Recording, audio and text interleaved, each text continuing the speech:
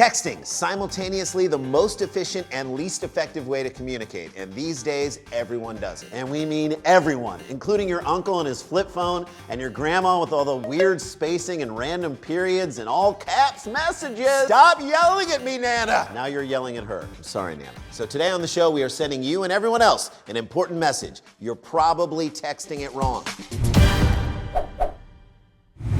Brought to you by Squarespace.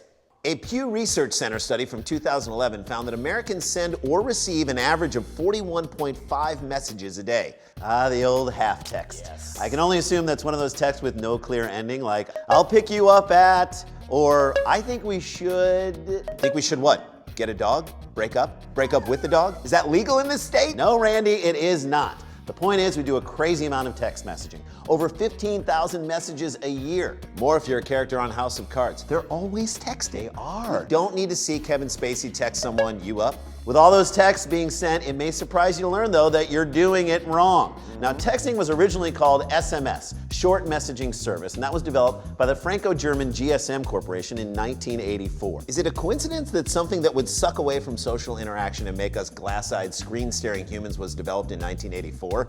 You up. How did Spacey get my number? I have no idea. The very first text message was sent out in the UK on December 3rd, 1992, and it said, Merry Christmas. Jay, oh, sorry, right. Unfortunately, the second text ever sent was, new phone, who dis? And a lot of our bad texting habits can be traced back to 1997, when Nokia became the first manufacturer to produce a mobile phone with a full keyboard. But it was 2007 and the birth of the iPhone that helped create the BRB, OMG, LOL world that we live in now, IMO. See, that right there, Rand, that is one of the ways in which people text wrong. According to linguist John McWhorter from Columbia University, texting has created a new language, or fingered speech, and we started speaking in text lingo. That's so true, LOL. And not understanding that speech can mean that you might end up sending the wrong text or message. For example, the letter K. Nobody has been more abused than the letter K. From racists in white hoods to the first and last names of all the Kardashian girls. I don't know what's worse. I think it's the Kardashian. Yep. K has had it pretty rough, and now it's one of the meanest things you can text someone, and you may not even know it. UrbanDictionary.com refers to K as the ultimate conversation killer, and a very rude, hateful way to agree or acknowledge. But for as rude as being short can be, you also don't want to text too much. According to EliteDaily.com, generally you shouldn't text the same person more than 3 times in a row. Lastly, did you know that texting wrong can actually be hazardous to your health? Dr. Kenneth K. Hansraj,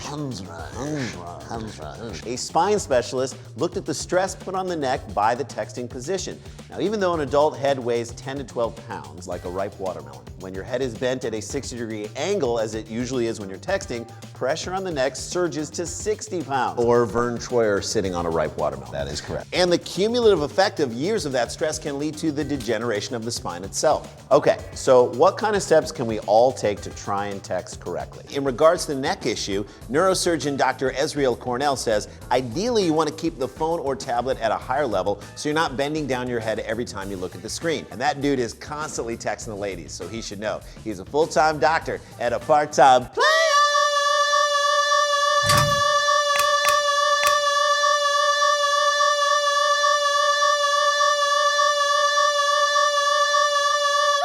Now, as far as the one-letter responses, try not to use them because they can seem dismissive. At least 2 letters in every text. You got that, Rand? Okay. Finally, don't text too much. Wait for someone to respond back to you before you fire off 3 or 4 unanswered texts. There is nothing worse than revealing that you're a clingy psychopath in a series of unanswered texts to your friend while she's serving on a jury. Well, that's going to do it for us. For Randy, I'm Jason. For Jason, I'm Randy. This has been You're Doing It Wrong. You're doing it wrong? Dowing it wrong. You're dowing it wrong. Dr. Kenneth K. Hansraj.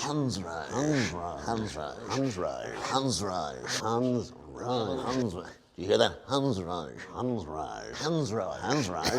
Yes.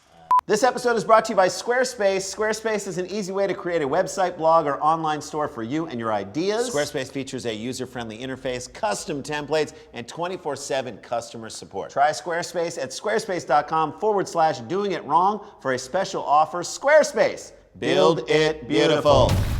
Next time on You're Doing It Wrong. Squatting allows a bowel movement to exit the body much easier and with less strain, and we can only hope that this sparks a new movement You did not. I had to. You did not. I had to. You did not. In the releasing of our bowels.